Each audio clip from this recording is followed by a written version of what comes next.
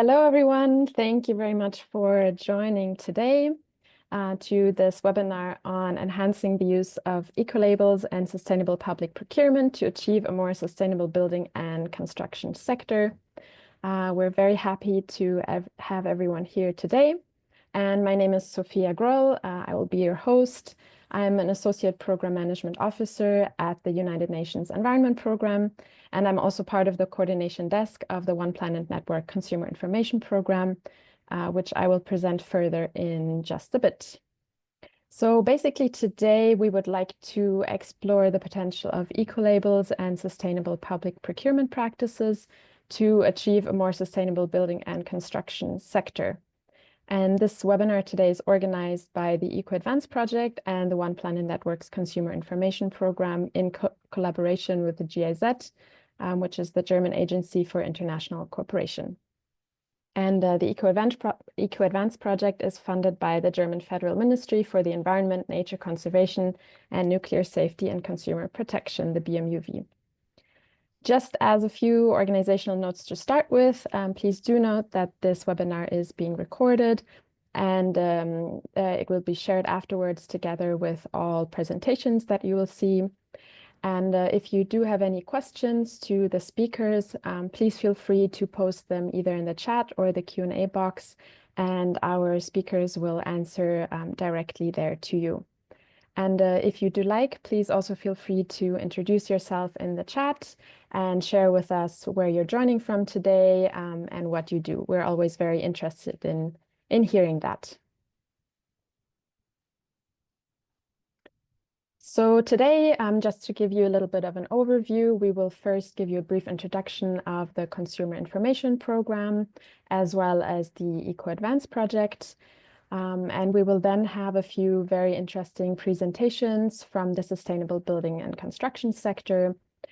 These include presentations on the Nordic Swan ecolabel, the Korea ecolabel, the Global Alliance for Buildings and Construction, the Industrial Deep Decarbonization Initiative, IDDI, and the Global Framework for Action. We were also supposed to have a presentation from the Thailand Environment Institute, but unfortunately, Chutri is unable to join due to a last-minute, very important engagement. But we will share a pre-recorded video with you after the webinar. And as I said, please feel free to post any questions into the chat or the Q&A box. We're very happy to have 6 excellent speakers with us today. So I will stop sharing my screen now to allow for participants to, for speakers, sorry, to turn on their cameras so that you can see them beforehand. So first of all, I would like to introduce to you Leticia Montero. Leticia is a program management officer at UNEP and is an expert on consumer information and currently leading the EcoAdvance project on eco-labeling and sustainable public procurement. Next, I would like to introduce Tormod Lien, who has worked with the official ecolabels, Nordic Swan ecolabel, and the EU ecolabel for 31 years, and works on criteria development, application processing, marketing and communication, and guidance of buyers and builders. I would also like to welcome Yurim Yang, who is a research specialist at the Korea Environmental Industry and Technology Institute, KT. And the Environmental Labeling Innovation Office there is responsible for developing and revising certification criteria for Korea's eco-labeling program.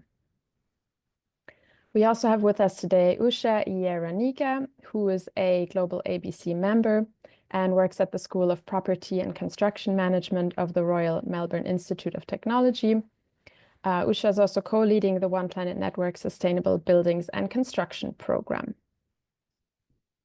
We also have with us here today Fiona Skinner, who is an industrial development expert at the United Nations Industrial Development Organization. And Fiona coordinates the Industrial Deep Decarbonization Initiative, IDDI, which is a global coalition of governments and private sector working to stimulate demand for low-carbon steel, cement, and concrete.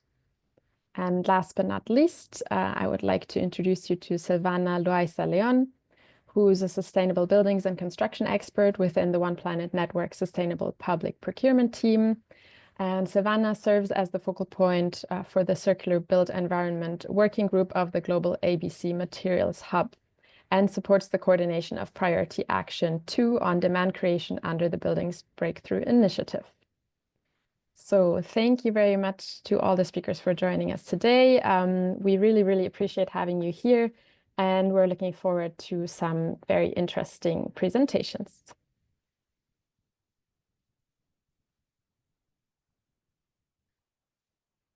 So we will go back to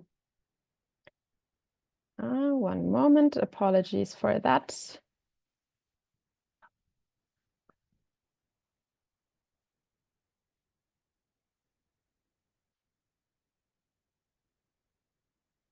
Okay, great. So first of all, I would like to give a brief introduction on what the One Planet Network is and what the Consumer Information Program is.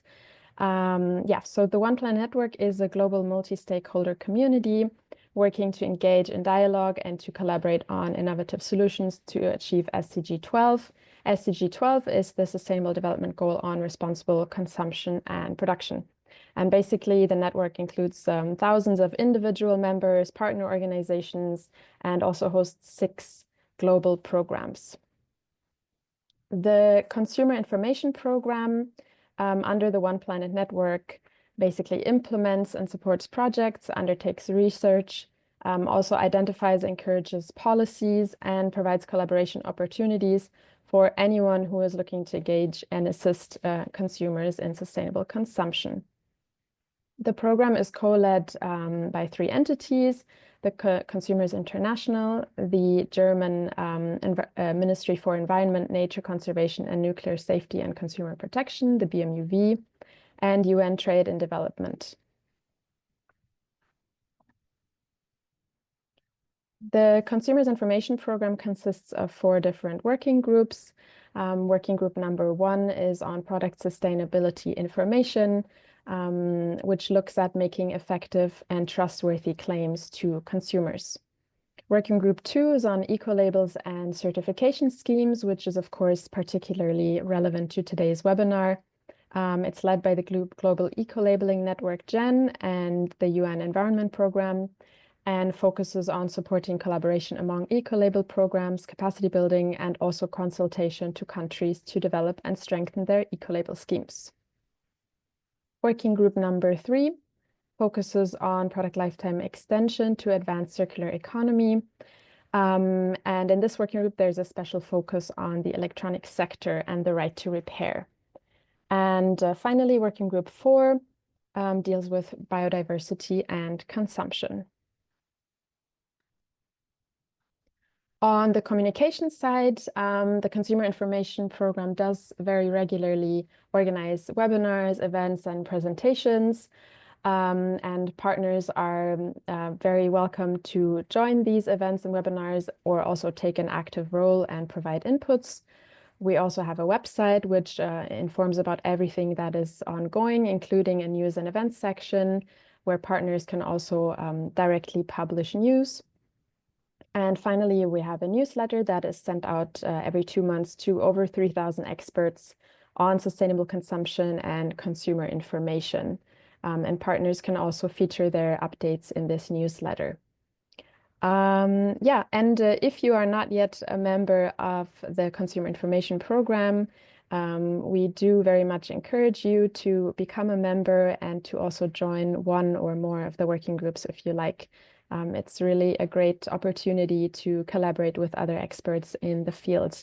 So yes, thank you very much. I would now like to give the floor to Leticia Montero to present the EcoAdvance project. Leticia, the floor is yours. Thank you, and allow me to also share my screen. I will share it. Thank you. So thanks, Sophia, for the introduction. Again, I would like to thank our panelists and also all the participants for being here. We are really happy to see the interest, and it's nice to see that some of you have introduced themselves in the chat, and we are really happy to have a representative from different countries, but also within different role within this environment of within this ecosystem of sustainable public procurement and ecolabels. And this is exactly the topic of our webinar today, but of all the EcoAdvance project. So we are really trying to see how those two tools, ecolabels and sustainable public procurement, can be used together to promote a more sustainable environment, and looking in particular into climate change and biodiversity. So this project is implemented in 5 countries in Latin America, but it has a huge component on global exchange and sharing of good practices.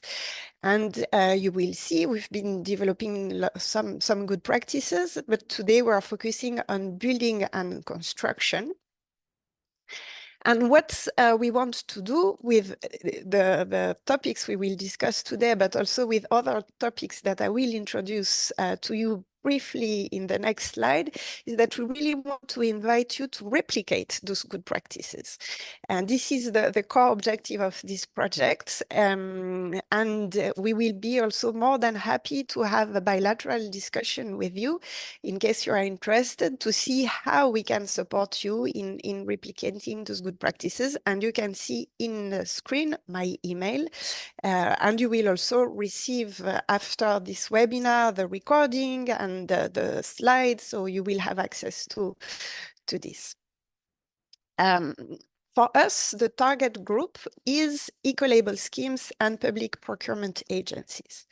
Back in 2020, I'm a bit lost in time already, 2024, we launched a call for proposal in the building and construction sector to support ecolabels in strengthening their activities in this sector, in looking at sustainable public procurement. And we selected 4 Asian ecolabels at the end, and Chetri from the TEI Thailand ecolabel that was supposed to join today, but unfortunately, as Sophia said, was finally not able to join, is one of our implementing partners. And I will take here a few more minutes just to explain briefly what she is doing together with her team and other Asian ecolabels. They are working on a harmonized criteria for cement and steel. So it's a work in progress. They started by the end of 2024. But also this is something that might be of interest to some of you. And here also, I invite you to reach out to us in case you would like to know a bit more, and in case you would like to be part of this initiative to have harmonized criteria for cement and steel. Here, I'm showing, well, I hope you can see my screen. So here I'm sharing on the screen the several good practices that we have developed already. To do a really short publication, 5 to 10 pages, just to give you an interest on those topics. And then obviously, if you would be interested in working in them, then there is much more information that you can find around. This is just like an advertisement, publicity on what could be interesting for you. So we gathered those good practices under several topics. We have a few of them on public policy levels, on how, again, those two tools, ecolabels and sustainable public procurement, can be used together. The 2 first good practices that you can see here in bold are the one that we will present today, or I would say that our speakers, some of them will mention today. We have also good practices more directed to ecolabels and certification schemes on how they can improve their communication, with their stakeholders, so businesses, but also people, how they can measure their impact. We've been developing good practices and supporting tools. This is also more for public procurers. So, for example, grouping of sustainable certification under approved list. We have good practices on e-marketplace, on e-catalog. And we have also been looking much more in detail into biodiversity and seeing how, again, ecolabels and sustainable public procurement can support the conservation of biodiversity. So let me go to the next. So the good practices, the topic of our discussion today is the building and construction sector and how we can have this sector much more sustainable. So as I was saying, we have developed 2 good practices on this topic, and I will paste them in the chat. And they are touching upon several topics. One is ecolabels for construction material. So as I was mentioning, in the case of Thailand, we are speaking about cement and steel, but obviously there are plenty of other construction materials. We have been looking at certifications of entire building, and this is what Thorn will present us today. We've been looking also at ecolabels and certification schemes for refurbishments, and finally for operation and facility services. So I'm emphasizing on this to insist on the fact that ecolabels do not look only to construction materials, but can have a much broader scope in the products category they are looking at. And in my screen, you can see what countries we've been looking at and what good experience we are sharing in those 2 publications. So we've been looking at India, at Korea, and thank you very much to the Korean ecolabel for being here with us today.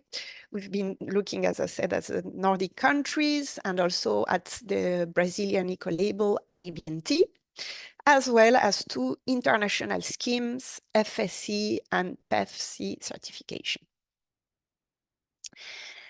So what are those good practices about? So one, ecolabels and certification schemes that certifies construction material. So small parts of what is needed to build the entire building. And we are looking at those products, looking at habitat protection, resource conservation, pollution mitigation. So for those of you that are not experts on ecolabels and our certification scheme, they are looking at the entire value chain and they are looking at all hotspots. So we are looking at this, we are looking at entire buildings, I have mentioned, and that covers the material stage, but also construction processes, the user stage, and the end of life consideration. And we've been looking also at refurbishment services. And this is my, my last slide. Why this is important for public procurers. And I've already seen in the chat that we have a couple of public procurers, so that's very interesting.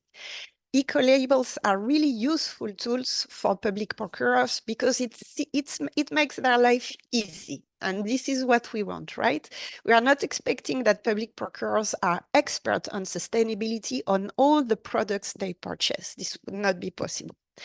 So basically, when they want to purchase a product based on sustainability, they can look at the ecolabel and see what are the criteria that have been defined by the ecolabel, and those are the criteria that can go in the tender.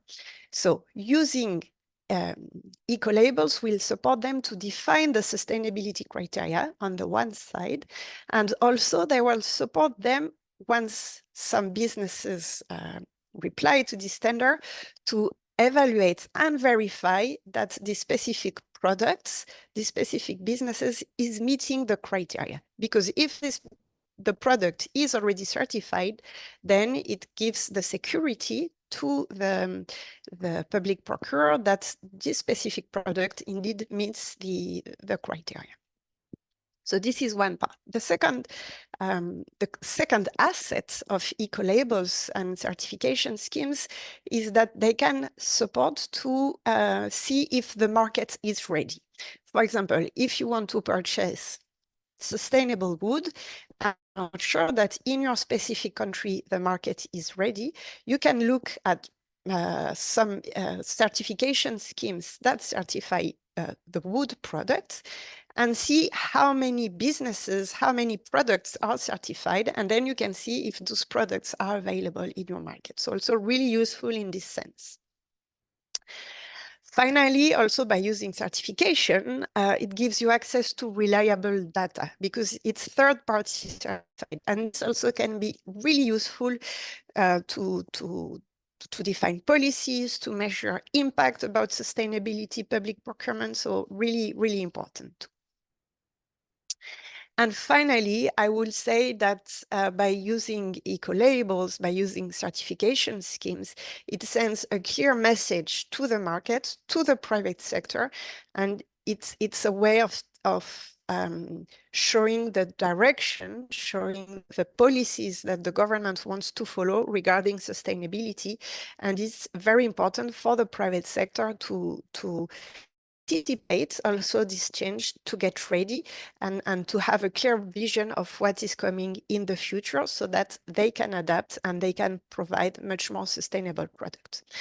And what we expect, obviously, with all those changes with ecolabels and sustainable public procurement is a general transformation of the market so that the products that will be available will be more sustainable, and every consumer will have access to those products. So I will stop here. You see there are some links here to the EcoAdvance project and to the consumer information program. So please have a look and reach out to us in case you would like to know more. Thank you very much. And Sophia, over to you. Thank you very much, Letitia, for your presentation.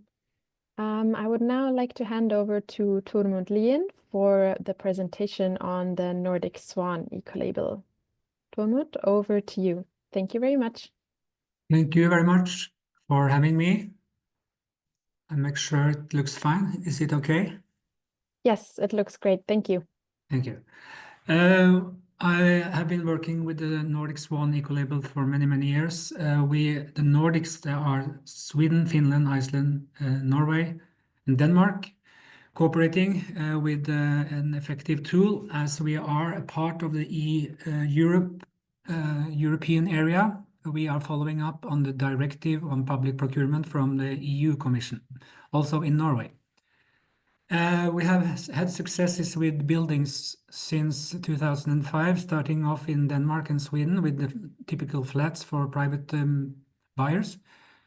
Tens of thousands of entities has been Swan labeled in these years, but the last 5 years, things has happened in the public sector as well. And they are reaching from kindergartens to barracks for defense forces. It's quite interesting. To the left is a kindergarten in the northern part of Norway where we are celebrating the Swan label for them with the mayor of the municipality, the kids, the teachers, and even the bishop of the region came to celebrate this event. On the right-hand side, you can see that the Norwegian Defense Forces, they are both taking care of security and also sustainability, building barracks and schools and stuff with the Swan label. We are having now more than 50 schools and kindergartens labeled in the Nordic region. There was 0 5 years ago.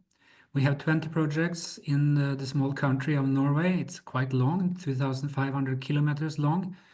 And now, for the moment, there are building schools and barracks and kindergartens and buildings for people that need help throughout the whole country. I will tell you more about the criteria later for this. The last one is close to the capital of Oslo. It's a large school for a budget on 100 million euros. They are building a kindergarten and a school here, opening soon. And the last project, or the first project in the Defense Forces in the northern part of Norway, it's a military barrack, as you can see behind the mountains here. The Swan label is a typical Type 1 ISO 1424 label. It's official. It makes it easy, as Letitia explained very well. Easier for consumers, easier for public procurers in tenders.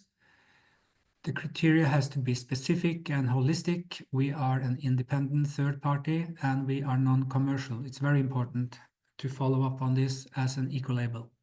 We also administer the EU ecolabel for the Nordic region. Today I'm going to talk about the Swan label. Working towards the builders, the public procurers, we are helping them by making home pages with text for cut and paste in tender documents for many types of bids.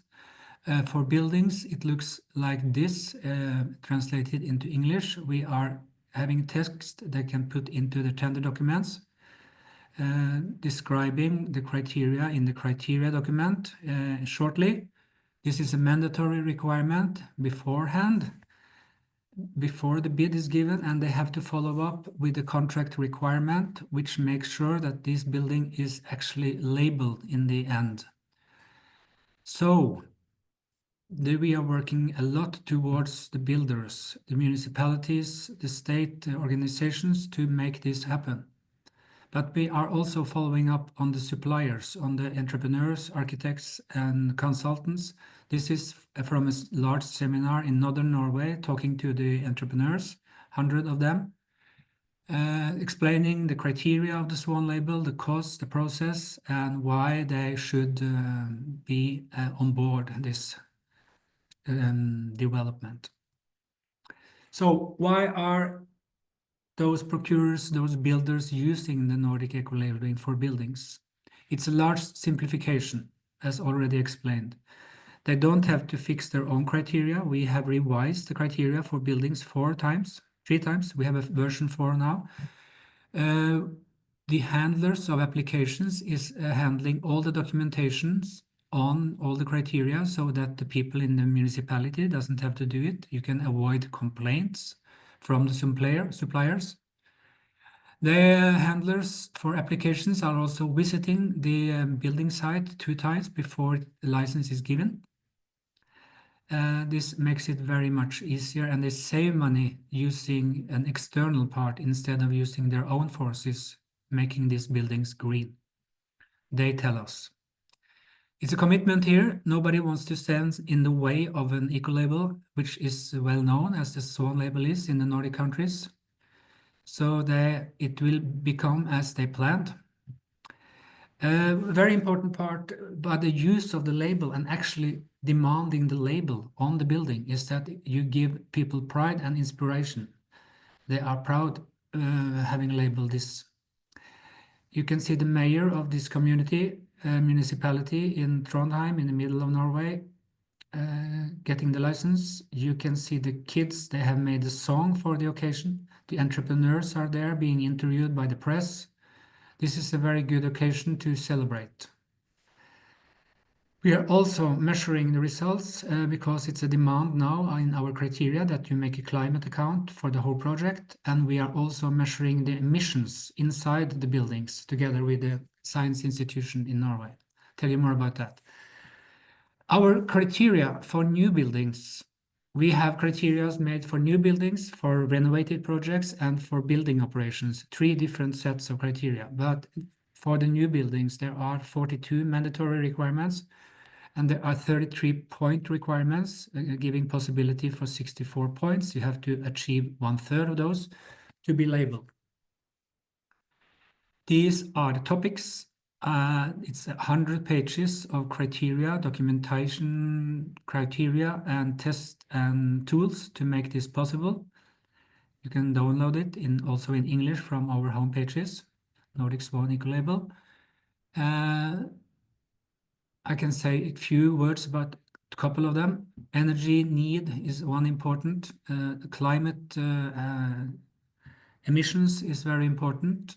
We are demanding a climate account for the whole building, but we're also looking into those most important factors like concrete, steel and aluminum, where we have criteria on low carbon concrete. We have a demand for 70% recycled steel and aluminum, which is very important for the total overall climate emissions. Talking in the chat, there was a question about tree materials, and you get much extra points if you use tree materials, especially if they are sustainably grown, like FSC or PEFC labeled wooden material in the Swan label system. There's a lot of chemical demands. We also have strengthened the demands on biodiversity. There is a need for an ecology report stating and planning and making sure that the biodiversity is not diminished during the building process. And indoor environment is taken care of, both lighting and sound level. Innovation will give points, and there's a lot of systematic rules here. We are measuring the emissions together with NILU, which is a science-based organization. We are measuring those components that we are having that we are banning in the criteria to make sure the inner environment is good for both the teachers, the kinder, and kids, and so on. Then we are comparing ecolabel buildings versus non-ecolabel buildings. Looking forward to have some more results in maybe a half a year or so. 2 words about Swan label renovation, own criteria set. Many of the things are similar, but we have extra conditions or criteria on analysis and resource utilization. You have to look at the building that you're going to renovate, look at the condition, what can be reused, what can be adapted to the new building. You have to look at each and every components and the technical installations and materials, make a plan, what to keep, what to get out, what to build in. There's a report made where to store the things that you're going to use later. And an extended environmental mapping, a lot of criteria on the limit values for a lot of substances that we shall not keep in this building. 2 words on the costs. This is not more costly for the builders. School buildings is one example, 6,700 square meter in a community close to Oslo. It costed 42,000 euros to build this.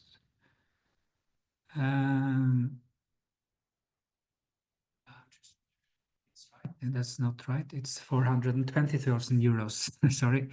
The cost for application fee and license fee is 0.2% of the contract amount. An apartment building in the community, the cost for this application is not higher and not very high, but there's a little extra for some of the building materials, but mostly the building materials with an ecolabel is not more costly either. I will fix these mistakes on the budget here and send over to you, Letitia. Thank you very much for listening. That was all from the Nordics. Thank you very much, Tormod. And yeah, very interesting to hear how the use of an ecolabel such as the Nordic Swan ecolabel can really simplify the public procurement process for more sustainability, especially in the buildings and construction sector.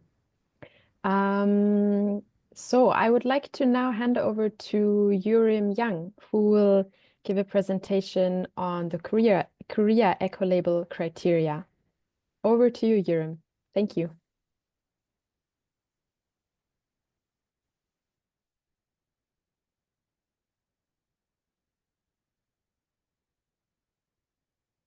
Is it okay?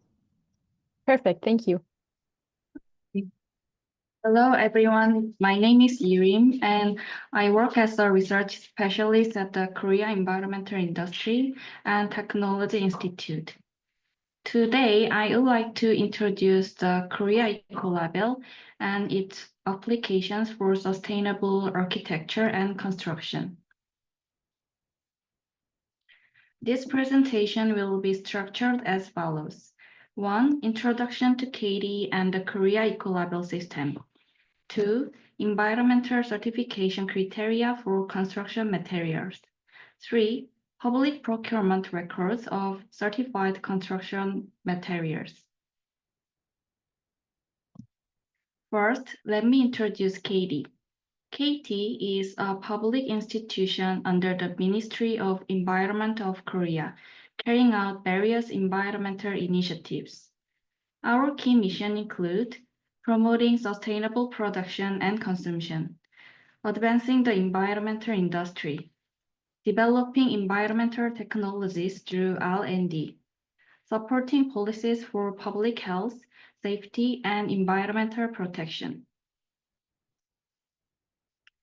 KT operates various program and certification systems to implement environmental policies, and the Korea ecolabel system plays a significant role in this effort. It encourages companies to produce more eco-friendly products. The Korea ecolabel system certifies products that have minimal environmental impact and are environmentally superior compared to other products in the same category. Introduced in 1992, this certification evaluates a product's entire life cycle, from production to disposal. The certification is valid for 3 years and follow ISO 14024 standards to ensure fairness and transparency. The Korea ecolabel system has been in operation for over 30 years since its establishment in 1992. It has gained international recognition, joining the Global Eco-Labeling Network in 1997 and obtaining Genesis certification in 2011. Currently, the system includes 155 certification criteria, 4,771 certified companies, and 18,330 certified products.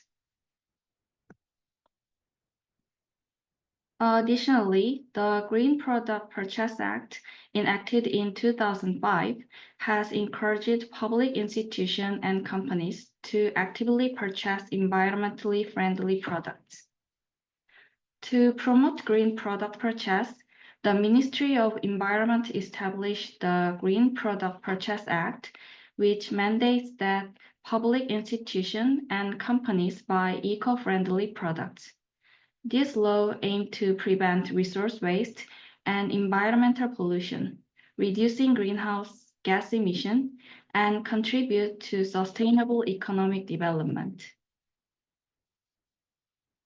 As of now, 922 public institutions are required to purchase green products, and when including their subordinate agencies, the total reaches approximately 50,000 organizations. This has significantly increased demand for green products, leading more companies to develop eco-friendly alternatives. Now, let's take a look at the major environmental certification criteria for construction materials. The following are representative examples, and the exact criteria can be found on our official website. One of the key certification criteria for construction material is reducing air pollutant emissions. This includes strict limits on the emission of formaldehyde and volatile organic compounds, which can significantly impact indoor air quality and pose health risk. Eco-labeled construction material must adhere to stringent standards to improve indoor environment. Another important criterion is minimizing the use of hazardous substances. For example, the use of phthalate and heavy metal is either prohibited or strictly regulated. Ecolabeled products either eliminate or significantly reduce these harmful substances, minimizing their impact on both human health and the environment. Certified construction material prioritize resource conservation by increasing the use of recycled materials and improving the recycling rate of valuable resources. Manufacturers aim to minimize waste generated during production, reducing environmental impact and resource depletion. Certain chemicals used in construction materials can contribute to ozone depletion. To receive ecolabel certification, materials must have low ozone depletion potential and global warming potential. This helps protect the ozone layer and reduce greenhouse gas emissions. As of January 2025, the number of certified construction material company is 1,417, and the number of certified products is 6,468. In 2023, the total green product procurement volume reached $3.28 billion, with the procurement of civil engineering, construction, and material-related products accounting for $2.02 billion. This is 21.6% of the total green product purchases. The 2024 procurement results are currently being compiled, and with the expansion of mandatory public procurement starting in 2025, Korea's green product purchasing volume is expected to continue increasing. The Korea ecolabel system plays a vital role in global environmental protection efforts and has become an essential tool for promoting sustainable architecture and construction. For more detailed information, please visit the EcoSquare website. If you have any questions, feel free to contact me via email, and I will respond as soon as possible. Thank you for your attention.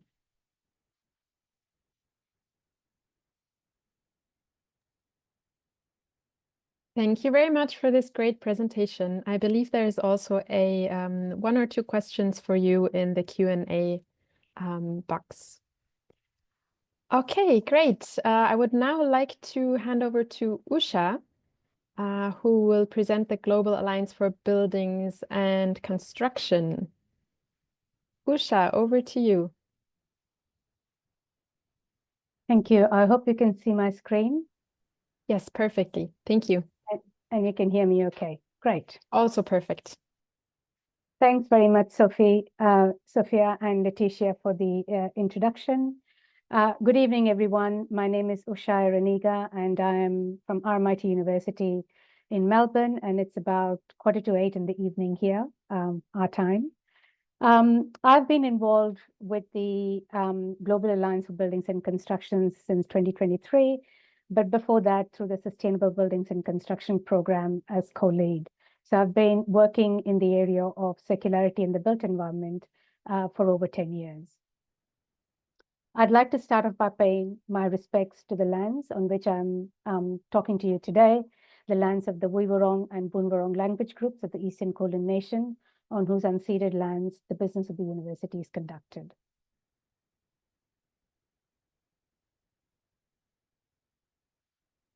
So a little bit of information about the Global Alliance for Buildings and Construction. The Global Alliance started about the same time as the Sustainable Buildings and Construction Program. It started in 2015 as part of COP21, and it was the first time ever that the focus of the world was structured towards buildings and construction and the recognition that buildings and construction are a very important roadway towards decarbonization. So the GlobalABC works towards a zero emission, efficient, and resilient buildings and construction sector. It started off largely as a network organization, but very quickly moved beyond that to a number of things, including advocacy, setting up global status reports in order to be able to track our pathways towards decarbonization, involving particularly governments in the global south and setting priorities and agenda towards decarbonization, and also working very closely with the private sector. So it's not just governments that are responsible for decarbonization.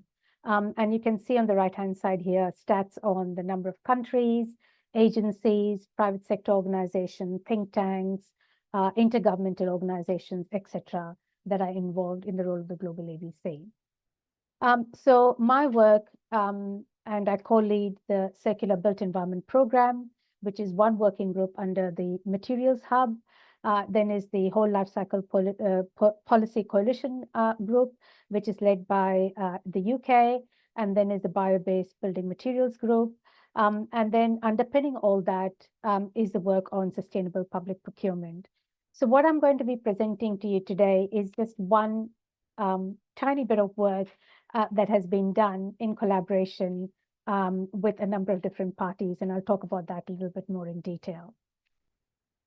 So what we are presenting today to you is the National Circularity Assessment Framework for Buildings Toolkit, which was led by UNEP and UNOPS with funding from the GlobalABC and the Government of Finland, and a number of other parties, including advisors from across the GlobalABC, private institutions, academia, and co-leads of the various working groups.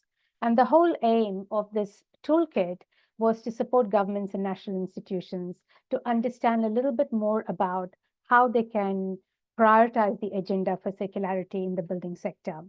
And to do this, obviously procurement is important, but also thinking about materials and particularly high intensity and high embodied energy building materials from the time of manufacturing and production right through to its use phase, but also what happens beyond the use phase of buildings. So this is the framework on which the NCAF was structured. So if you look at the built environment, which is represented in this orange box, we were looking at not just at the new buildings, but we're looking at the importance of planning. So looking at the relationship between the planning regulations as well as the building code and building regulations, which are often quite different and not necessarily part of the same set of codes or regulatory or indeed even legislative issues. Then looking at materials manufacturing, construction, operation and use. And in order to ensure that buildings last longer, how do we try and renovate buildings as much as possible or adaptive reuse of buildings before going towards decommissioning or looking at deconstruction rather than looking at demolition of buildings? And in doing so, a number of the R strategies or the R principles need to be considered.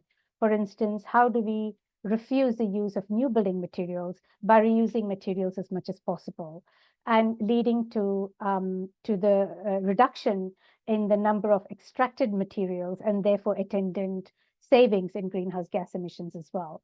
Recycling, of course, so how can buildings be recycled into other or hopefully not just recycled, but upcycled into other materials and products. And what we see most commonly now is building materials that are reused over and over again. And that also helps in this whole process of trying to maintain the use of building materials and less reliance on the virgin production of building materials. And obviously, this includes not just new buildings, as I said before, but also how do we extend the shelf life of existing buildings, and how does all this impact on the construction supply chain as a whole? So needing to also think about how do we bring in not just the government and the procurement people, but also thinking about the construction value chain. So in doing so, there were 5 strategic priority areas or action areas that we looked at. So what are these strategic priority areas? from a country perspective or from a regional perspective, how do we consider the planning? And as I said before, the new buildings, the existing buildings, but also across the construction value chain. And the three main areas that we looked at were materials and waste. We looked at environmental footprint and the economic as well as social impact. And in doing so, we looked at a number of different indicators, both quantitative indicators as well as qualitative indicators. So we started off with a long list of 250 potential indicators, and then we narrowed that down to 23 quantitative indicators through a process of filtering and a lot of stakeholder and advisory feedback from the various members of the Global Alliance for Buildings and Construction and others in the construction industry. And then we also looked at the qualitative indicators. So some of the qualitative indicators that we looked at, for instance, were about data management and reporting, the importance of knowledge in the process, how do we engage the different stakeholders, how do we ensure that young children they, are not involved in the process of buildings and construction, particularly from an informal workforce perspective and particularly in the global south. But we also looked at gender balance and all these other soft things, jobs that are created, etc. And what that ended up doing was assisting in this form of a spider diagram that looked at institutional arrangements, the policies, laws, the institutional processes, the stakeholder arrangement, the financing, and the economic aspects of it, the knowledge capacity, knowledge awareness and capacity building, as well as data management and reporting. So what were some of these lessons learned? So first and foremost, there's a high interest across the sector because everyone is interested in decarbonization. So it really became important for us to think about this from a country level perspective. So thinking about things, for instance, like decarbonization of the sector through national determined contributions, but also looking at who are the other stakeholders at a country level that we can engage in the process. So, for instance, the building codes and legislative people, people that set up the national construction codes, but also thinking about academics, capacity building, training, trade qualifications, all these sort of things. Then we were looking at what are these quantitative indicators and how do we ensure that these quantitative indicators can talk to each other. So it's a question of how do we compare apples with apples rather than looking at comparing apples with oranges. The connection with the sustainable procurement program was very, very critical. And this was a very important aspect of the work that we were doing. How do we try and upscale these assessments as much as possible so we don't leave it to that one demonstration project or that one important project, but take it across the board? And then finally, looking at the importance of data collection, visualization of this data, so that, again, the data is the one that provides us the evidence for us to take this forward. This work has been piloted in Bangladesh and in Senegal. And the results of this pilot are still being mapped out, and this is something that will be shared fairly soon. I just wanted to end very quickly with the other work that we have been doing through the Global Alliance for Buildings and Construction. And this is working very closely with the Buildings Breakthrough, where we launched, as part of the Shire Declaration, 10 whole life cycle recommendations for the Buildings Breakthrough. There were 10 recommendations that we presented, and 3 of these recommendations, recommendation 8, 9, and 10, focus specifically on retrofitting, the importance of material circularity, and design for circularity. And with that, my 10 minutes is up. Thank you for listening. Thank you very much, Usha. I'm very, very excited that everyone is so timely with the presentations. This is this is great. Thanks a lot. And I believe also there is a question for you, Usha, in the Q&A box by Sheila. So thanks a lot again, and I would like to hand over to Fiona Skinner, who will share with us a presentation about the Industrial Deep Decarbonization Initiative. Fiona, the floor is yours. Thank you so much, Sophia. Can you see my screen? Yes, we can see your screen. Fantastic. Okay, great. Well, first of all, thank you so much for the invitation to share the work of the IDDI today. My name is Fiona Skinner. Like I said, I'm an industrial development expert at UNIDO, and I have been coordinating this initiative for the past 3.5 years. Now, what is the Industrial Deep Decarbonization Initiative, or IDDI? Well, it's a coalition of governments that is working with the private sector, with academia, civil society, and various independent experts to drive the deep decarbonization of industry with a focus on steel, cement, and concrete. At the moment, we have 10 members. The initiative is co-led by the UK and India, and additional government members include Brazil, Canada, Germany, Japan, Saudi Arabia, Sweden, UAE, and the United States. And really what we like to focus on within the IDDI is the creation of an enabling environment for the decarbonization of heavy industry by looking at two key things. So on the one hand, it's about leveraging public procurement commitments to create early markets for low emissions products. And those products being steel, cement, and concrete, focused for construction materials primarily. And then on the other hand, working to harmonize emissions accounting and the definitions for low and near zero emissions products. And so making sure that those two things together are creating that enabling environment to bring in the investment that is needed for the deep decarbonization of these industries. Now, I think we have a lot of green public procurement experts in the room, so I'm not going to go into the details as to why green procurement is so important. We know effectively that when governments commit to buying low and near zero emissions products, it sends that crucial signals to companies, to investors, that demand for these products is rising, and that the investment will have a return and effectively grows that fledgling market for the technologies that we need to decarbonize these industries. Now, in order to drive the ambition of government, we launched in 2021 a Green Public Procurement Pledge. And this pledge has effectively 5 levels now. So it ranges from a statement of intent in which governments commit to start now to work towards key aspects of this pledge without any time-bound commitments. So this is really a level 0 of saying we intend to work towards this, and it's really an entry level for governments to start on this journey of green public procurement. Level 1 looks at starting no later than 2025, which is effectively immediately now.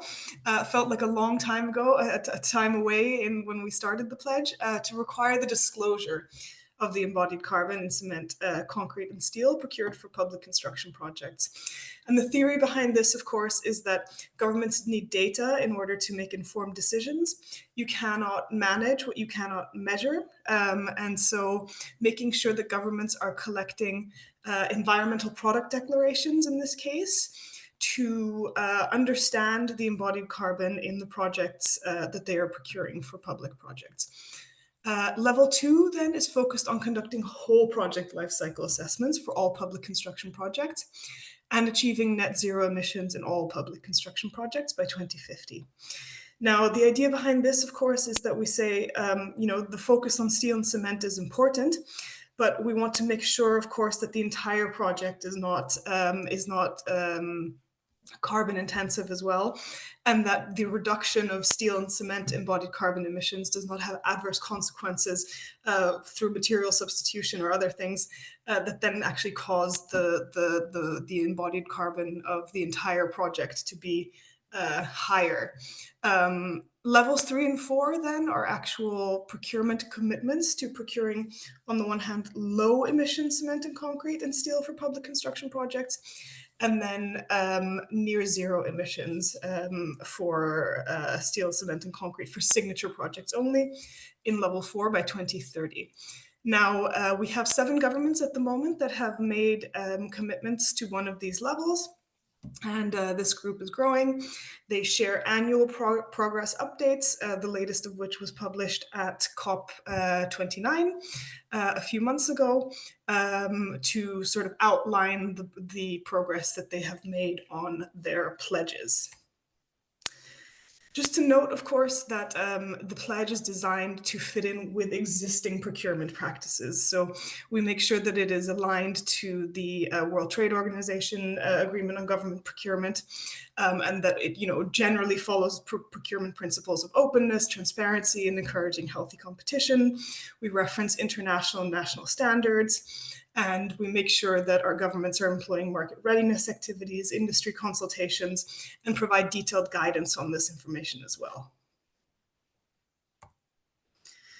To just give you a brief overview of the other type of work that we do beyond green public procurement specifically is around this enabling environment for green public procurement. Because of course, we need robust emissions accounting standards that allow companies on the one hand to differentiate their products, but also procurers to understand specifically what they are procuring. And we really see this as a foundation for stable and transparent procurement policies. And when we talk about improving standards and data, there are some key challenges that we feel need to be addressed to create a robust and trustworthy accounting system. So on the one hand, there is significant inconsistency across standards. So we see that emissions accounting methodologies for industrial products are inconsistent, meaning that if we do the same calculation or we get different data outputs for the same product. Similarly, there are a number of gaps in the major accounting methodologies. So when we think about things like CCUS or things like chain of custody and mass balance, many of these aspects that are currently emerging are not reflected in the major accounting methodologies. And then thirdly, across certain geographies, of course, there is limited uptake of these standards. And so we want to make sure that through our guidance that we are addressing all three of these gaps. And as, of course, the demand for these green products continues to grow, we need to make sure that we are reforming and improving these standards to improve the foundation for these products. Now, just a brief comment as well on a project that is happening within UNIDO, sort of connected to the Industrial Deep Decarbonization Initiative, but within the UNIDO technical cooperation part of our work, which is that we have an ongoing project in Thailand at the moment on the decarbonization of cement and concrete sectors. So this was really intended to build on the presentation from TEI, but I'll aim to give you a brief update on this project as well. So this project has a number of work streams, including the development of net zero policy frameworks and strategies, innovation acceleration programs, communication and knowledge sharing. But the one that I would like to highlight is the one in green, labeled standards and practices, and which also focuses on green procurement. Now, many of you already know that Thailand has this voluntary green procurement program. At the beginning of the project, we did consult with UNEP and the Thai Environmental Institute, TAI, so we are aware that this work is underway on eco-labeling to develop additional eco-labels on concrete. And we are not aiming to duplicate any efforts here, but rather to build on them. So at the same time, we are in discussion with UNEP on the potential inclusion of environmental product declarations in those eco-labels. So at the IDDI, really we focus on the promotion of environmental product declarations. We are proposing the inclusion of environmental product declarations into eco-labels because they are so commonly used in construction. But of course, they require a separate threshold of acceptable emissions to be defined in policy or in an eco-label. So this discussion is ongoing, and I'll leave it at that, and thank you very much.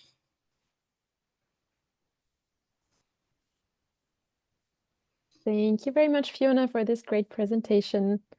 And last but not least, I would like to hand over to Silvana Loaiza Leon, who will give us an overview of the global framework for action. Loaiza, the floor is yours. Thank you, Sophia. Let me share my screen.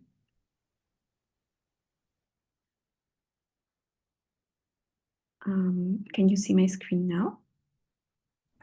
Yes, we can see your screen. Thank you. Okay, thank you. And good morning, good afternoon, everyone. My name is Silvana Loaiza. I am part of the Sustainable Public Procurement team at the One Planet Network, working specifically on circular and sustainable buildings and construction.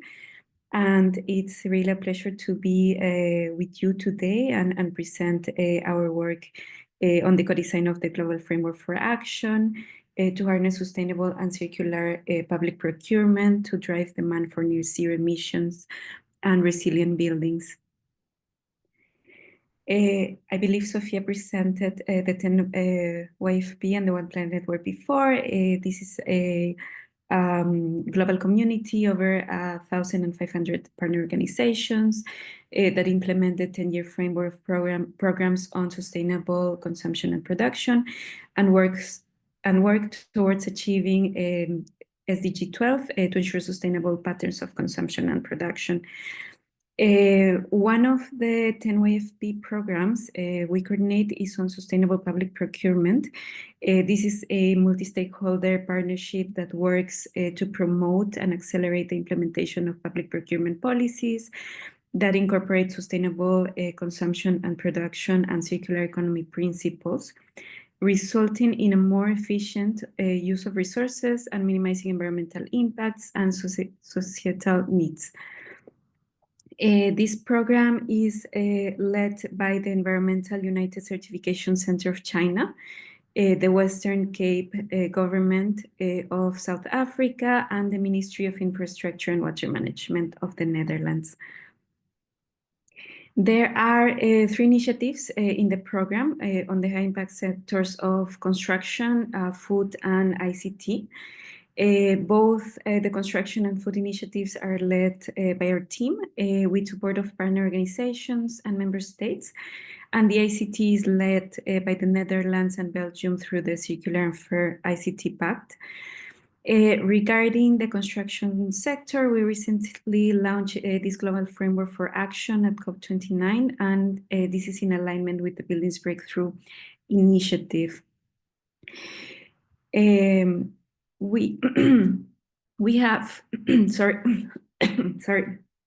we have a common structure that we use for these high impact sector initiatives.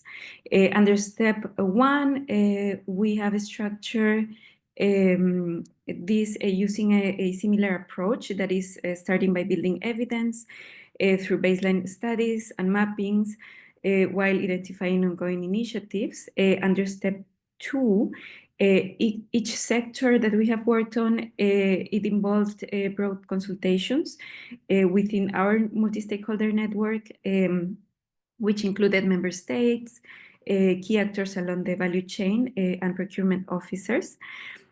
Under steps 3 and 4, we have developed a framework for actions with broad principles to guide stakeholders across different national contexts. And moving forward on step 5, we aim to support member states through our results framework to provide technical assistance at a national level. So focusing on the construction sector, as you may know, public procurement is a key driver of global demand. It accounts for a significant share of the market, with around 50% of procurement expenditure going to construction. And in some cases, in some member states, it represents up to 30% of GDP. Construction, as you know, also has a major environmental and socioeconomic impacts, contributes significantly to greenhouse gas emissions, material consumption, solid waste, and also job creation. We have aligned this framework for action with key initiatives, including the Declaration de Chaillot and the Buildings Breakthrough.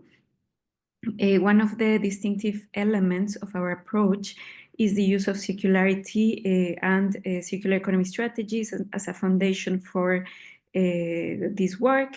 We address the entire building life cycle through a circular economy lens, considering both embedded and operational emissions. And with this, we're trying to position a sustainable public procurement as a policy tool, as a demand-based approach to drive market transformation, and a pathway to achieve near zero emissions and resilient buildings by 2030, which is aligned to the goal of the Buildings Breakthrough. And to summarize a little bit what the Buildings Breakthrough is, it's an initiative that was launched by France and Morocco and UNEP in 2023 at COP28, with the goal to decarbonize the building sector by 2030. And this initiative is hosted by the Global Alliance for Buildings and Construction Secretariat and supported by 29 countries with focus on 5 priority actions. The One Planet Network was appointed to lead priority action 2 on demand creation, which is directly related to public procurement and creating demand. And this priority action encourages governments to jointly create procurement and policy commitments for near zero emission and resilient buildings for both new and existing buildings. And maybe just to summarize the process of the co-design of this global framework for action, we have engaged over 200 key stakeholders through desktop reviews, conforming an international advisory group that included local and national governments, financial institutions, UN agencies, international organizations working on this area, the academia, NGOs, and also through bilateral consultations with the private sector leader companies and 22 national governments. And as a final step, we consulted with partner organizations and member states committed to advancing demand creation under the Buildings Breakthrough Initiative. And the result of all this year process is the framework for action, which is structured in 2 parts. First, it includes a broad common principles, a set of 5 common principles to guide stakeholders across different contexts, national, local context. And on a second level, it provides a menu of priority actions with concrete steps and tools to advance these 5 common principles. And also a mapping of initiatives and resources to support the implementation of the framework. Under the 5 broad common principles to guide circular and sustainable public procurement, we have identified 5 that are the most important. The first one is focus on the government's leadership, recognizing the critical role of national and subnational governments in accelerating sustainable procurement. The second principle acknowledges the importance of connecting procurement efforts to financing, planning, and design stages. The third embeds circular economy principles throughout the entire procurement cycle, from pre-tender to post-tender. The fourth principle is focused on skills development, leveraging and acknowledging the importance of building capacity in the sector at different levels. And the fifth and last principle is focused on a holistic approach, addressing all environmental impacts, considering biodiversity, pollution, and also social impacts while advancing near zero emission and resilient buildings. And just to add this to support these 5 common principles, we have mapped priority actions, a menu of priority actions, relevant initiatives, and available tools. This is still an ongoing effort, and we aim to expand and enrich with the support of partner organizations and member states of the Buildings Breakthrough and beyond the Buildings Breakthrough also. The first milestone for this year, for 2025, is to continue the efforts to expand the priority actions menu and the mapping of resources and initiatives. This work will be finalized and presented during the Global Alliance for Buildings and Construction Annual Assembly in April. On this slide, you can see again the journey that we have followed over the last year and our vision for this year after launching the menu of priority actions and the resources mapping is to focus on capacity building, to dedicate support to countries to implement the framework for action, as we have identified through bilateral meetings with country signatories of the Buildings Breakthrough and members of the SPP program, that there's a gap on capacity building. So we are focusing on this during this year. We have already secured small funding to develop online training modules with support of a network of experts from the Buildings Breakthrough and the SPP program. And we will continue advancing on this framework for action. Thank you very much for attending to this presentation. I wanted to invite you to get in touch with the SPP team to our emails. Thanks a lot, and back to you, Sophia.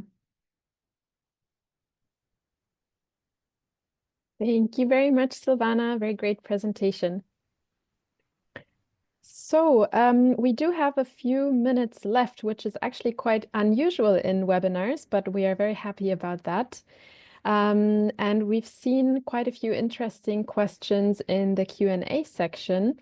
So we would like to take a few up for a live discussion here with our panelists. First of all, I would like to hand over to Usha on the GlobalABC. There was a question to Usha by Sheila Ashong. Please, Usha, is the toolkit available? How does it differ from the IFC Edge tool? Usha, if you could elaborate on that, that would be great. Over to you. Thank you. Thanks, Sophia. Yes, I responded, but I'll explain it as well. So the IFC, the Edge tool has been developed by IFC, or the International Finance Corporation, and the whole framework on which the Edge tool was developed was essentially to ensure that loans and other finance mechanisms for green buildings was promoted. So in other words, the support of demonstrating that a green building, if it costs more, will get the support that it needs, so that over the use of the building, the operational costs are reduced. And most of the areas that the IFC tool focuses on is largely energy, but in some areas, water and waste as well. Where the National Circularity Assessment Framework differs is its focus on circularity. So it's focused on looking at the relationship between planning and building regulations, whereas IFC focuses only on building, and also looking at a range of different qualitative and quantitative indicators to support circularity across new buildings, existing buildings, and the relationship between planning and buildings. So I hope that helps. So the IFC is one of many tools that are available in the marketplace, alongside a number of the green building rating tools that are endorsed by the World Green Building Council, but this sort of sits above that at a national level through the NCAP framework. Thanks. Thank you very much, Usha, for the clarification. Very much appreciated. There was also a very interesting question by Timo Marquez on the Nordic Swan ecolabel. So I would like to hand over to Tormod for the following question. For Nordic Swan, how does it answer for EU taxonomy criteria? Is there a strong growth on projects using the building label? Over to you. Yes, thank you. The EU taxonomy is very important especially for the suppliers and the people financing. in the private sector, and they are delivering to the public procurers. So this is a very important question. When it comes to the Swan label criteria for new buildings, we are making sure that a combination of the mandatory requirements and some point requirements will make sure you are in line with the taxonomy. And this has to be looked at in detail in the actual project, but it shall be possible for all projects to combine these mandatory requirements and the right choice of points to make sure you are within the rules. I'm not even sure if they are completely finished yet from the taxonomy side. So that has been a problem, that everything has not been totally clear yet. And it's a large rise in eco-labeling of buildings. It has risen much more in Norway now, the latest years, after a very hard period with a lot of growth in Sweden and Denmark. It has flattened out there, but now it's increasing both for flats and for buildings of professional use in Norway. So in the last 5 years, we have seen 50 eco-labeled public buildings in the Nordic countries, and 50 more are on their way. And I know that on top of that, more than 20 is coming in the small country of Norway with 4 million people. So this is, in our view, very, very good times for eco-labeling of buildings. Thank you very much, Tormod. And as a last question, I would like to pick up a question on whether there is support for governments to make public procurement sustainable. I believe Silvana might be able to say a few words, as well as Yurim.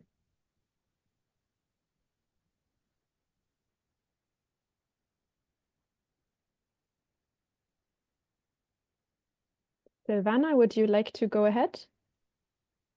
Yes, thank you, Sophia. There is opportunity to support governments.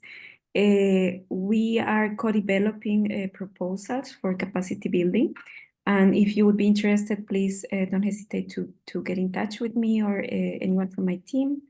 I'm going to leave my email on the chat. Perfect, thanks a lot. Yurim, I can see that you also typed a response in the Q&A box. Would you like to elaborate? In Korea, the law mandates public institutions to purchase green products. So yes, we can support for government to make public procurement sustainable. Thank you. Great. Thank you very much. I can also add that for the European region, the EU directive is clearly having demands towards the public procurers that they shall take environment sustainability into account. One way of doing this is by using ecolabels, and it's quite big difference between different countries how they do this. But so we are proud to be among those using it most. But the regulation is very clear that it may be used, and they are very clear that this is demand that you shall have criteria on sustainability in your public procurement in the EU region. Thank you very much. And just briefly, there are 2 more questions new in the Q&A box, which are related to each other. Laetitia, I can see that you're typing a response. Maybe you would like to respond in person. The question is, what is the motivation of countries to adopt this ecolabel, or I believe ecolabels in general? Are these tied up with any climate-related negotiations or obligations, specifically for the Global South? Yes, thank you for this question.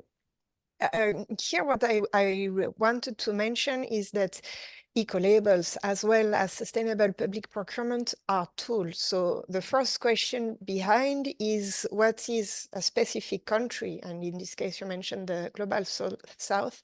What are their objectives? And so there are different kind of objective. They can look at their objective on climate change, or related to biodiversity, related to social aspects. As I said in the beginning, we work a lot with Latin American countries, and for those countries in particular, it is really important to look at social aspects and to make sure that they work with really with SMEs, but really small businesses. So, for example, on sustainable public procurement, it's a tool for them to achieve their objective, and ecolabels in the same way is a tool for them to achieve their objective. So for example, we have some countries that to work on national on biodiversity, and their targets on biodiversity have been referring to ecolabels. So in some cases, national ones, in case those countries have national ecolabels, but in some other cases, they have been using certification schemes that are international. So for example, FSC setting targets on related to the FSC certification. So I see your question as my point here is I really want to emphasize that those are tools that are available to all countries, and we think they are useful, and this is why we are having this conversation. So I'm happy also here to share more information bilaterally. And Sophia, I see it's time. We have 2 minutes left. Well, again, thank you to all panelists. I think today we've seen that there are plenty of initiatives that exist on building and construction. And I think, well, this shows in first place the importance of this sector. But I also want to emphasize the fact that there are we need all of this to make the change. There is not just one solution. There are plenty of solutions, and this is what we are discussing today. We've heard a lot about climate change, but also, for example, I think biodiversity is a really important topic, and we had a comment in the chat about bio-based material. Yes, they are really important, but again, there is space for all those solutions, and it's with a combination of solutions that we will have a more sustainable future. And here I would like, Tormod, to ask you please to share again your screen with this picture of the school, which I really liked. And I would like to end this, this webinar with this picture, because a key message that you shared there, Tormod, that for me is really key, is that there was the entire community in this school at this moment. You had the kids, you had the entrepreneurs, the businesses that contributed to build this this building. You had the mayor of the city, I think you mentioned. And for me, the key message here is that to work the path towards sustainability, it's a really whole of society approach, and we need to work all together to achieve this. So I think we'll stop here. Tormod, we were not able to see the picture, which was really nice with the kids, but that's not an issue. I think we will close here, and please feel free to engage with all of us, and we'll share with you the recording of this webinar. Thanks, Tormod. I think I see you are starting to, yeah, we can see this picture. We are available to you, and we will share the recording of this webinar as well as the presentation. Thank you very much to all of you for your time, your interest, and in particular to our panelists. Thank you. Thank you very much for joining.